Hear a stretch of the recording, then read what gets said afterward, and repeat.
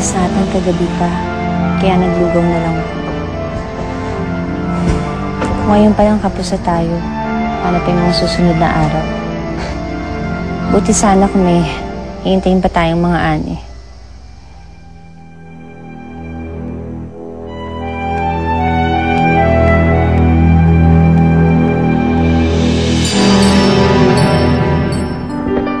Nak, ano ka ba naman? Hindi naman si Daniel lang ang lalaki sa mundong ito. Marami pa lalaki. Ano ka ba?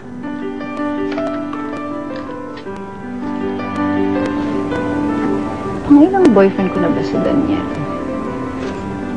Pang-anim? Hindi, teka. Pang-pito yata. Ewan ko ba? Akala ko naman kasi lahat sila matitino eh. Yun pala, mabait at attentive lang pag nanliligaw. Pero pag naging boyfriend mo na, pinapabayaan ka na. Kailan kaya ako makakakaroon ng boyfriend na talagang siseryosohan ako? Alam mo anak, hindi sila kawalan sa buhay mo. Sa totoo lang, mas gusto ko nga kung wala kang boyfriend, walang lalaki sa buhay mo. Dahil mas maasikaso pa ang karir mo, mas tahimik pa ang buhay mo. Baka dumating ang bantay. Sandali lang, kulang pa itong mga kuhol. Bahala kayo, iwan ka na namin.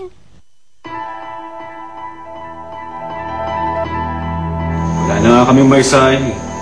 Nangutang na ako sa kapatid ko, pero magkano lang yun. Hindi aabot na isang linggo yun. Bakit hindi tayo magbalik kay Mayor para kausapin din natin? Wala naman tayo mapapala doon. Sasabihin niya lang sa atin na antayin natin yung abogado niya. Ano yung papel ko sa pamilya ko pag parating ganito?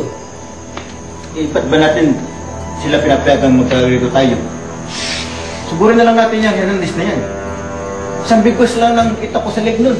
Tapos ang problema natin.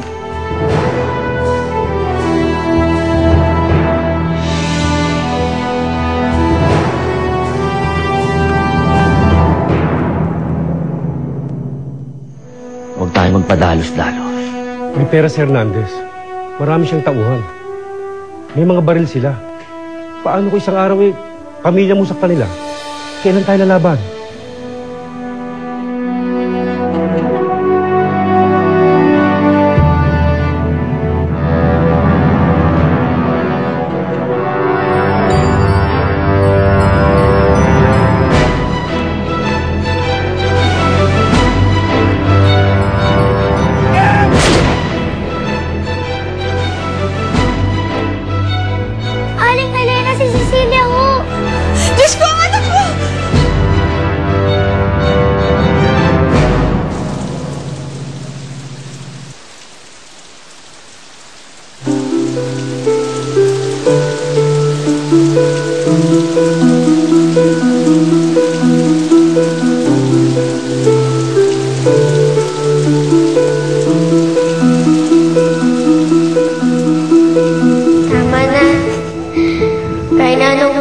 Totoy.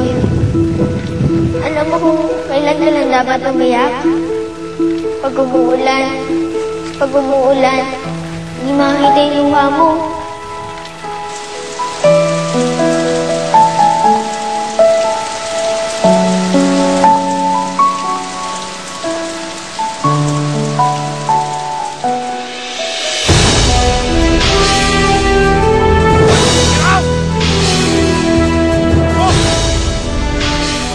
Kailan dito?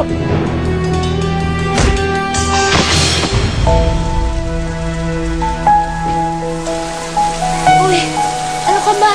Anong ginagawa mo dito sa labas? Umuulan, magkakasakit ka. Wala. May naalala lang ako. Sino naman naalala mo? Yung kababata ko, si Totoy. Kamusta na kaya siya? Ano na kaya ang buhay niya ngayon? Talagang tumatayo ka sa ulan para maalala yun. Walang isipin yung mga taong matagal mo na hindi nakikita.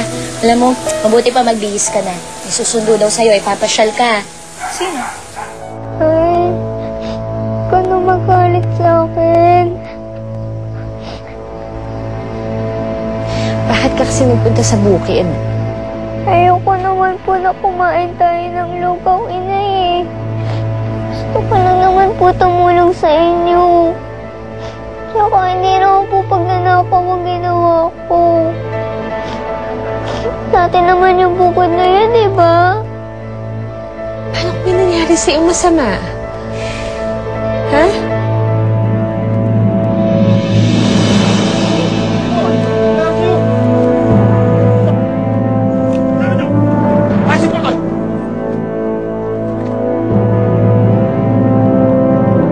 Tingnan po ko ulit, inay. Sorry po.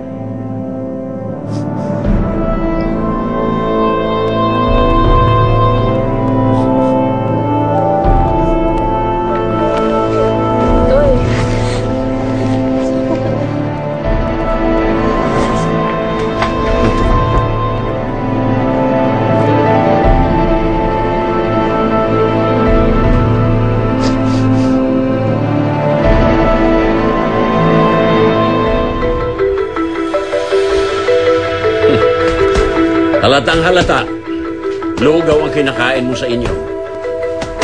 Alam yan ang mga suntok mo. Paano ka lalaban sa ring yan? Baka hindi ka pa sinusuntok ng kalaban. Bagsak ka na. Humahali ka na sa canvas. Nabanggit sa akin ng mama mo na naghiwalay na daw kayo ni Daniel. Kaya nandito ako para sunduin ka at aaliwin kita.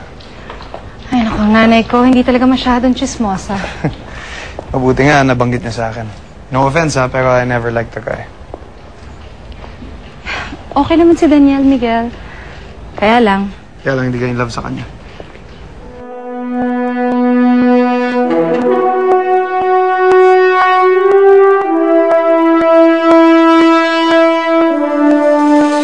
Lakasan mo suntok mo! Pausukin mo ang bag! Ay, si Manny Pacquiao. Ano mo yung sayo mo?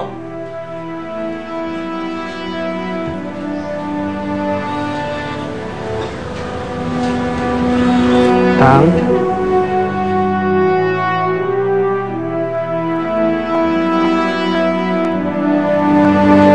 Tang?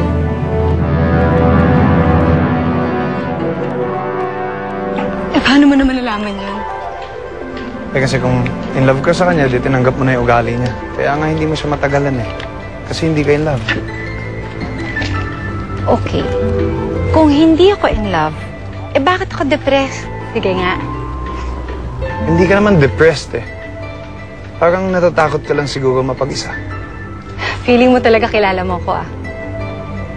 Well, 7 years ko na hinahandle ang career mo, so to a certain extent, kilala na kita. Kaya alam kong hindi ka depressed. It's all in your head. Kailan kaya darating yun? Ang alin? Yung may in love ako sa isang tao na kahit na ano pa ang ugali niya, tatanggapin ko kasi mahal na mahal ko siya. Kailan kaya mangyayari yun?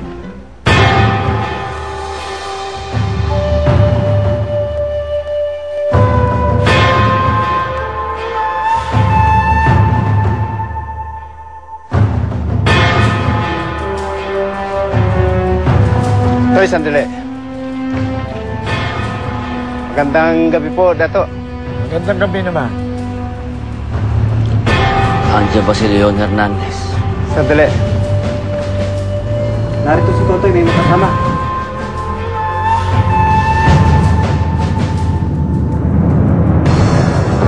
Kayong dalawa, tabi! Hoy!